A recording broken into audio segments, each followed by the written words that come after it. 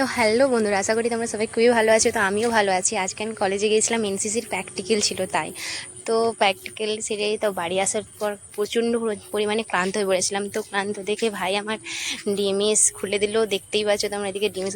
তো ভিডিও করা দেখে আমার ভাই খুবই লজ্জা পেয়েছিলো। তো ছবি টবি তোলে ঠিক আছে, কিন্তু ভিডিও করতে আমার ভাই খুব একটা ভালোবাসে না।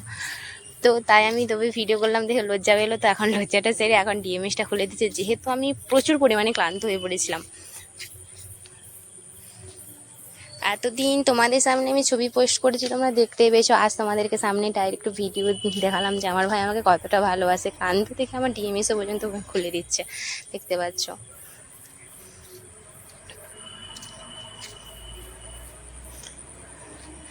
তো ডিএমএস খুলে দেওয়ার পর আমার ক্লান্ত দেখে ভাই এক বোতল জল দিল জল খাওয়ার জন্য। তো আমি জলটা খেলাম। তো জল খাওয়ার পর ভাই আমার যে এনসিসির ব্যাচ ছিল, সে এনসিসির ব্যাচগুলো খুলে দিচ্ছে।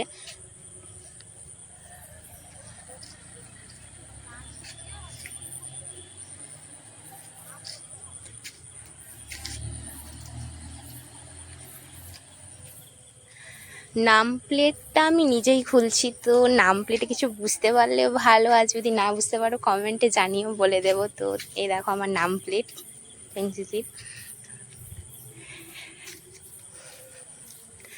তো নাম প্লেট খুলে দেওয়ার পর দেখলাম যে মা এই দুটো ছানাকে দুধ খাওয়াচ্ছিল। তো দেখে আমি মাকে বললাম যে দাও আমাকে, আমি খাওয়াই দিচ্ছি। তো নিলাম মায়ের কাছ থেকে নিয়ে।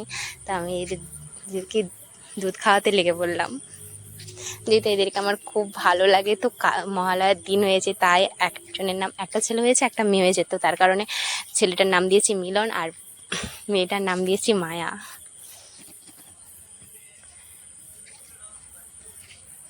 এই দেখো আরেকটা বাচ্চা।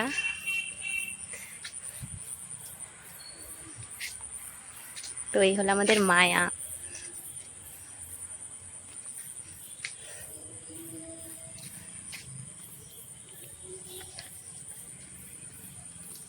তো বন্ধুরা, আজকের ভিডিওটা এতটাই পর্যন্ত ছিল। যদি ভালো লেগে থাকে লাইক কমেন্ট করতে একদম ভুলবেন না।